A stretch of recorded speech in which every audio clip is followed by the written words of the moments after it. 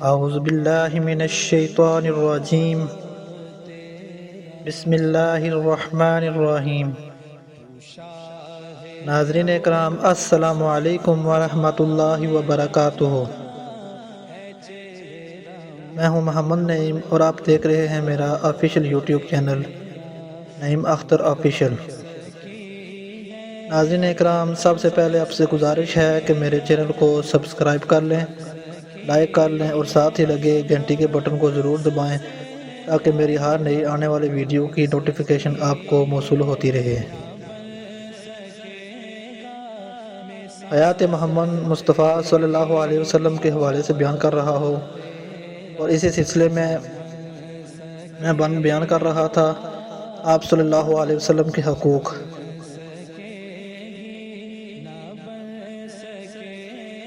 آپ کی امت پر آپ کا حق یہ بھی ہے کہ آپ صلی اللہ علیہ وسلم کی محبت ہر محبت پر غالب ہو۔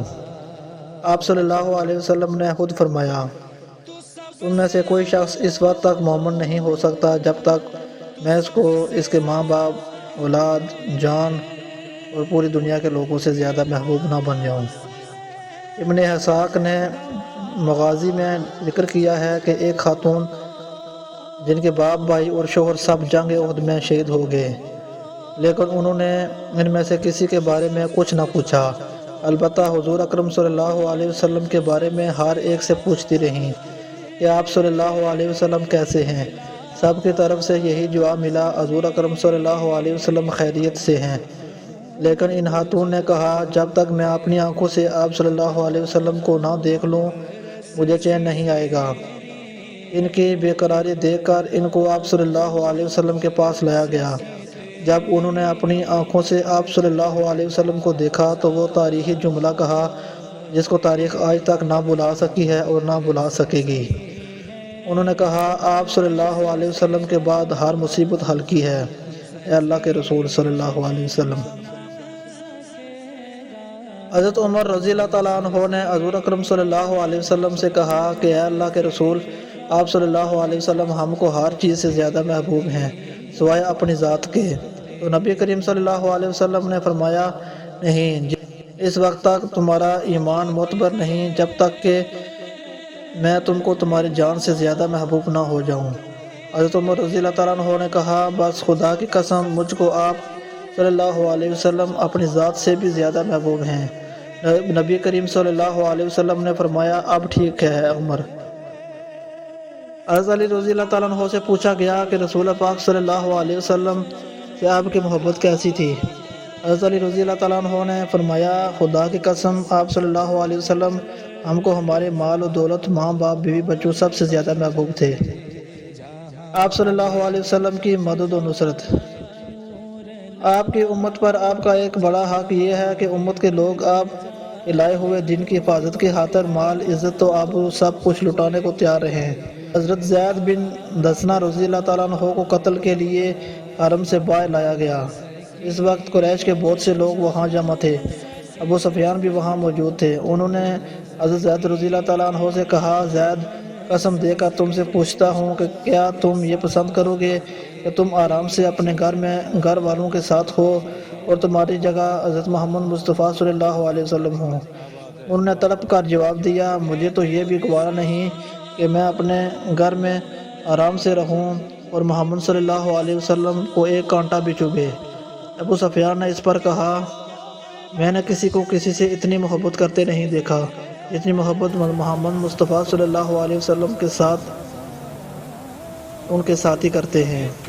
حضرت حبیب رضی اللہ تعالیٰ عنہ وصولی دینے کے لیے لایا گیا۔ انہوں نے کہا کہ اگر کوئی حرج نہ ہو تو مجھے 2 رکعت پڑھنے کی اجازت دی جائے۔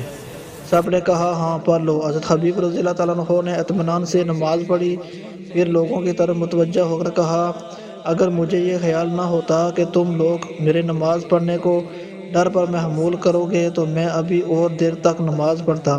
اس کے بعد انہوں نے یہ اشعار کہے، جب میں اسلام کے لیے قتل کیا جا رہا ہوں تو مجھ کو اس کی پرواہ نہیں کہ اللہ کی راہ میں کس پہلو پر گر کر جان دوں گا۔ یہ جو کچھ ہے خالصتاً اللہ کے لیے ہے، اگر وہ چاہے گا تو اس پارا پارا جسم کے ٹکڑوں پر برکت نازل کرے گا۔ دین کی تبلیغ و دعوت۔ نبی کریم صلی اللہ علیہ وسلم سے وفاداری اور وفاشاری کا تقاضا یہ ہے کہ ہم اسلام کی نشر و اشاعت اور دعوت و تبلیغ کو پورے کرۂ ارض پر پھیلا دیں۔ نبی کریم صلی اللہ علیہ وسلم نے فرمایا، مجھ سے جو سنو دوسروں تک پہنچا دو، چاہے وہ ایک آیت ہی کیوں نہ ہو۔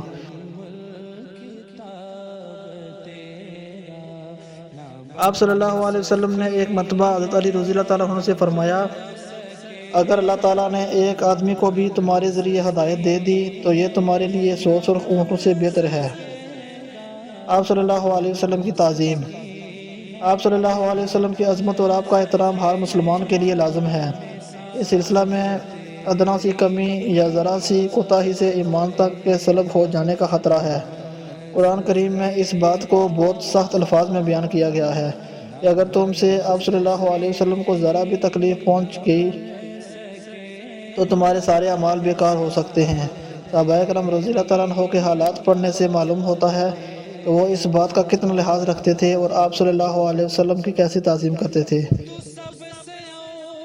عروہ بن مسعود نے جب حضور پاک صلی اللہ علیہ وسلم سے صحابہ رضی اللہ تعالیٰ عنہ کی محبت دیکھی تو اپنے ساتھیوں سے آ کر کہا، اے قوم، خدا کی قسم میں نے بادشاہوں کا جاؤ جلال دیکھا ہے، کیسر و کسریٰ کی عظمت دیکھی ہے اور نجاشی کا احترام بھی دیکھا ہے، لیکن میں نے کسی بادشاہ کی اتنی عظمت و توقیر نہیں دیکھی جتنی محمد سے تعلق رکھنے والے محمد صلی اللہ علیہ وسلم کی تعظیم و توقیر کرتے ہیں۔ ان کا تو حال یہ ہے کہ ان کے پیروکار ان کا تھوک بھی زمین پر گرنے نہیں دیتے اور اس کو گرنے سے پہلے ہی اپنے ہاتھوں میں لے کر اپنے چہروں اور اپنے جسموں پر مل لیتے ہیں۔ اگر وہ کسی کام کا حکم دیں تو وہ کام کرنے کے لیے لپکتے ہیں۔ جب وہ وضو کرتے ہیں تو وضو کے بچے ہوئے پانی کو حاصل کرنے کے لیے ایک دوسرے سے آگے بڑھ جانے کی کوشش کرتے ہیں۔ جب وہ بات کرتے ہیں تو سب کان لگا کر سنتے ہیں اور کوئی بھی ان کی طرف نظر نہیں اٹھا پاتا۔ حضرت عبداللہ بن مسعود رضی اللہ تعالیٰ عنہ کے بارے میں تو آتا ہے کہ جب وہ کوئی حدیث بیان کرتے تھے تو ان کی پیشانی سے پسینے کے قطرے ٹپک پڑتے تھے۔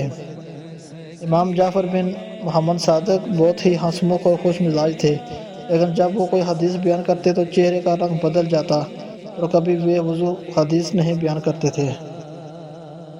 امیر المومنین جعفر بن منصور مسجد نبی میں آئے اور مسجد نبی میں ان کی آواز بلند ہو گئی۔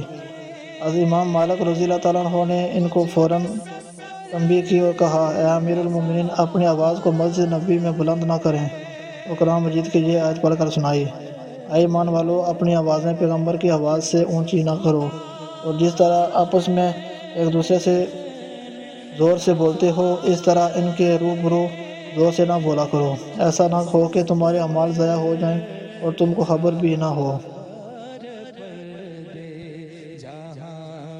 ما علینا الا البلاغ المبین۔